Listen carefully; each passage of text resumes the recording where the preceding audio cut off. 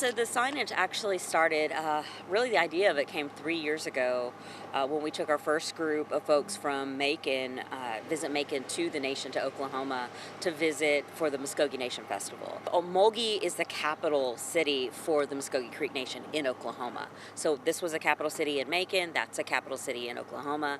And as we were there, we had Visit Macon folks that got to see, Gary Wheat was one of them, that got to see the signage around downtown Muscogee is actually in our language and in English. And so the idea was, wow, how exciting would that be to bring that back to Macon and do the same thing here? We had a big hand in having this project go from concept and idea to what you see over my shoulder. There were a lot of people who were involved. We actually sent all of the signs to the nation, and the nation did the translations. These signs are as permanent as the weather will allow them to be. So the intent is this will be what these street signs will be from here forward. And so as part of our discussions with the county, we said that we'll take over maintenance if something happens to one of them, if they fell in a storm, things like that.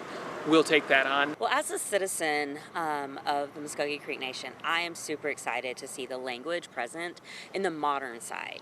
Folks in Macon have always known about the park and our history being there at the park, but now we get to take who we are as a modern people, that our language still survived removal, and you get to see it present in downtown Macon. This is a really exciting part of a larger project. We've been part of the conversations that have been happening with the Muscogee Creek Nation, and we've been to Oklahoma. We've welcomed the visitors from Oklahoma to here, and we see ourselves as storytellers for the community.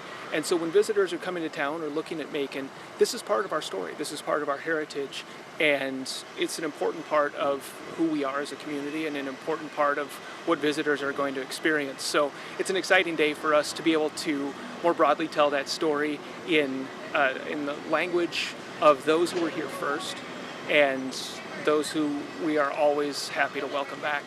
So it's really exciting for me, but even more so, I think, for the nation. When the nation comes back for celebration, when individual citizens come here, they get to see the language reflected. And a language that was meant to go away, it's still here. So what's exciting here in Macon is that not only do we have the flag raised, but we also now have the language present. And it's that relationship that we've been building for the last several years. It's an exciting time here in Macon.